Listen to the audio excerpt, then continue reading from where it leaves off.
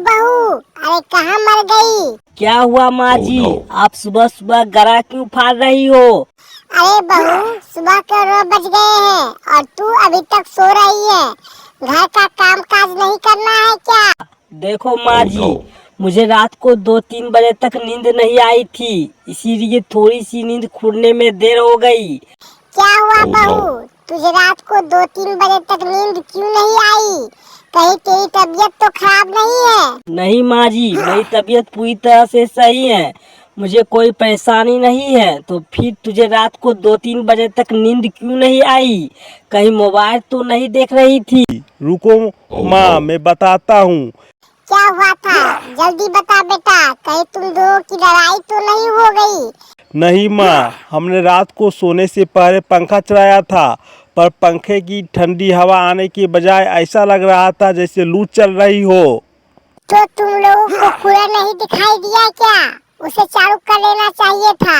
अरे माँ जी, हम लोगों ने कूलर में 2 डिब्बे पानी डालकर उसे भी चालू कर दिया था, फिर भी हवा गर्म आ रही थी। हाँ माँ, रात को नींद पूरी न हुई होने की वजह से मेरा सिर भारी हो रहा है और हाथ पैर में भी दर्द हो रहा है। तो तुझे क्या बताऊं बेटा, रात को मैं भी सोने से पहले अपने कमरे में ऐसे ही चालू करके सोई थी, फिर भी कमरा ठंडा होने के बजाय गर्मी के मारे तप रहा था। पता नहीं माँ, हर साल के मुकाबले में गर्मी इस बार ज़्यादा क्यों पड़ रही है, और भी तो अधिक, मतलब 45 से 46 डिग्री पहुँची है। पर यही हाल रहा तो आने वाले 10 सालों में यह गर्मी 70 से 80 डिग्री पहुँच जाएगी। अरे बहू, हम दोनों माँ बेटे पढ़े लिखे नहीं हैं, पर तुम ही बताओ, बढ़ती हुई गर्मी को रोकने का कोई उपाय?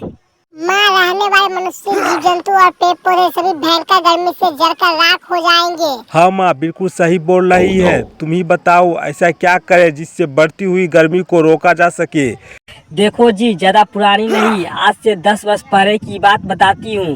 पहले गांव में, शहर में बड़े बड़े जंगल हुआ करते थे और बारिश आते ही हर व्यक्ति 5-10 नए पौधे लगाते थे। लेकिन आज रहने वाले मनुष्य की, जीव जंतु, पेड़ पौधे सभी भयंकर गर्मी से जलकर राख हो जाएंगे। हाँ, लेकिन आज का विवाह क्या कर रहा है? बस उसे काटने में लगा हुआ है और लगता है कोई नहीं है। अब बहू, तुम तो बात बिल्कुल सही बोल रही हो।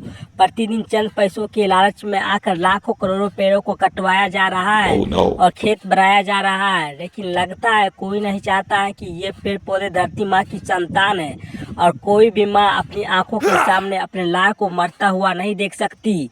मैं सच बोल रही हूँ, आप भी जाग जाओ, पेड़ों को काटने की बजाय नए पेड़ पौधे लगाना शुरू कर दो। आज गर्मी 45 से 46 डिग्री पर पहुँची है, वह गर्मी एक दिन में 100 डिग्री सेल्सियस पर पहुंच जाएगी। शायद आपको पता नहीं होगा, 100 डिग्री सेल्सियस पर इतनी गर्मी होती है कि वह लोहे को पिघला देती है और हम इंसान खेती की मूली हो। मेरी सभी भाई बहनों से हाथ जोड़कर निवेदन है कि कृपया काटते हुए पेड़ों को रोकने की कोशिश करें और प्रतिवर्ष बारिश आने के बाद हर व्यक्ति 10 नए पौधे लगाए। दोस्त, ये वीडियो अच्छा लगा तो लाइक, सब्सक्राइब और अपने दोस्तों को शेयर करें जो प्रतिवर्ष पेड़ काटते हो या कटवाते हो।